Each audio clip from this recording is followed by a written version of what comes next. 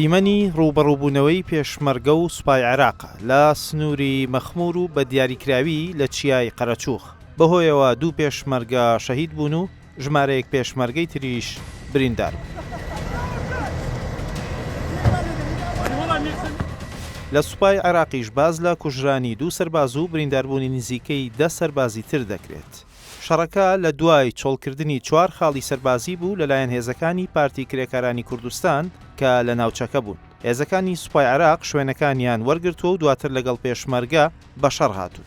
هەرچەندە پێکدادانەکە ڕاگیرا و بە زوویی سەرۆکوەزیرانی عێراق وەک فەرماندەی گشتی هێزە چەکدارەکان پێکێنانی لیژنەیەکی بۆ لێکۆڵینەوە لە ڕووداوەکە ڕاگەیاند و داوایدان بە خۆداگرتنی لە هەردوو لا کرد، بەڵام ئەوە لە کاتێکدایە کە پێشتر وەزارەتی پێشمەرگە و سوپای عێراق باسییان لە بوونی هەماهەنگی و لێکتێگەیشتن لە نێوان هەردوو لادا دەکرد بۆ کۆنتڕۆڵکردنی ناوچەکە و پاراستنی ئاسایشی سنوورەکە لە هێزە چەکدارەکانی وەک داعش.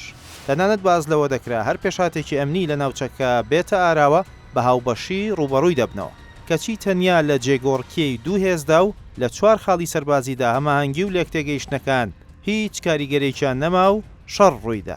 لە دوای ڕاگەندراوەکەی محەممەد شیع سوودانی و ڕاگەاندنی پێکێنانی لیژنەیەکی باڵا بۆ لێکۆڵینەوە لە ڕووداوەکە، بەیانی ئەمڕۆ سەرۆکایەتی ئەرکانی وەزارەتی پێشمەرگە ڕاگەندراوێکی بڵاو کردەوە و وەک ڕووداوێکی ناخۆش وێنای ڕوبەڕووبوونەوەکەی کردووە. سەرۆکایەتی ئەرکان وێڕای پابەندبوونی بۆ کارکردن لەگەڵ حکوومەتی فیدرالی جەختیشی لە پشتیوانی خۆیان بۆ ناوەڕۆکی ڕاگەیەندراوەکەی سوودانی بۆ ئەنجامدانی لێکۆڵینەوەی خێرا و شەفاف لە ڕووداوەکە کردووەتەوە.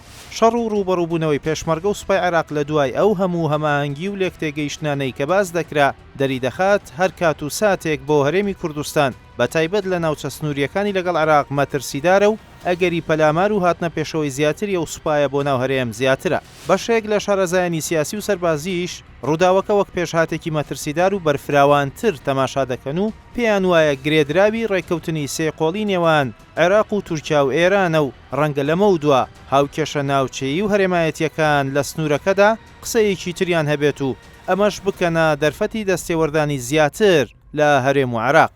بەو شێوەیەش هەر کاتێک بۆ هەرێمی کوردستان مەترسیدارە و سەرەڕایبوونی ڕێکەوتنە ئەمنیەکانی نێوان پێشمەرگە و سوپای عێراق کەچی ئەو سوپایە کەی ویستی و لە کام سنوورەوە دەرفەتی هەبوو پەلامار دەدات و پێشێلی هەموو لێکتێگەیشتنەکان دەکات، کەسیش بۆی نییە ڕای بگرێت.